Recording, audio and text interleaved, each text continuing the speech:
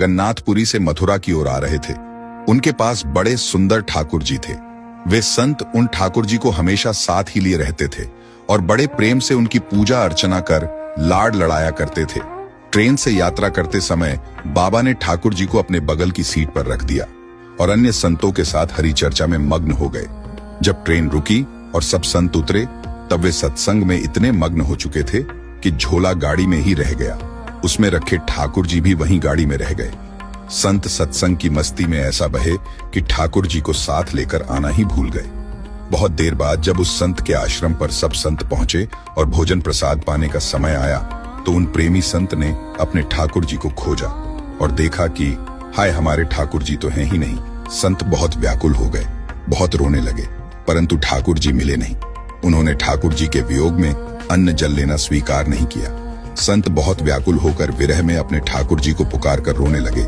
तब उनके एक पहचान के संत ने कहा, महाराज, मैं आपको बहुत नए ठाकुर जी दे देता हूँ। परंतु उन संत ने कहा कि हमें अपने वही ठाकुर चाहिए जिनको हम अब तक लाड लड़ाते आए हैं। तभी एक दूसरे संत ने पूछा, आपने उन्हें कहाँ रखा था?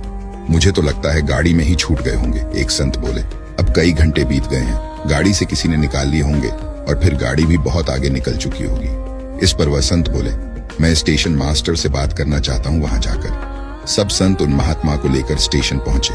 स्टेशन मास्टर से मिले और ठाकुर जी के गुम होने की शिकायत करने लगे। उन्होंने पूछा कि कौन सी गाड़ी में आप बैठकर आए थे। संतों ने गाड़ी का नाम स्टेशन मास्टर को बताया तो वह कहने लगा, महाराज, कई घंटे हो गए, यही वाली गाड़ी ही तो यहाँ खड़ी हो गई है और किसी प्रकार भी आगे नहीं बढ़ रही है। न कोई खराबी है और न अन्य कोई दिक्कत। कई सारे इंजीनियर सब कुछ चेक कर चुके हैं, परंतु कोई खराबी दिखती ही नहीं। महात्मा जी बोले, अभी आगे बढ़ेगी, मेरे बिना मेरे प्यारे कहीं और कैसे चले जाएंगे। वे महात्मा ट्रेन के डिब्बे के अंदर गए और ठाकुर जी वहीं रखे हुए थे जहां महात्मा ने उन्हें पधराया था। अपने ठाकुर जी को महात्मा ने गले लगाया और जैसे ही महात्मा जी उतरे गाड़ी आगे बढ़ने लग गई। ट्रेन का चालक, स्टेशन मास्टर तथा सभी इंजीनियर आश्चर्य में पड़ गए और बाद में उन्होंने जब यह पूरी लीला सुनी तो वे गदगद हो गए। उसके बाद वे सभी जो वहां उपस्थित थे उन सभी ने अपना जीवन संत और भगवंत की सेवा में लगा दिया। भक्तों, भगवान जी भी खुद कहते हैं ना, भक्त जहां ममपक धरे तहां धरूं में हाथ, सदा संग लाग्यो फिरूं, कभू न छोड़ू साथ।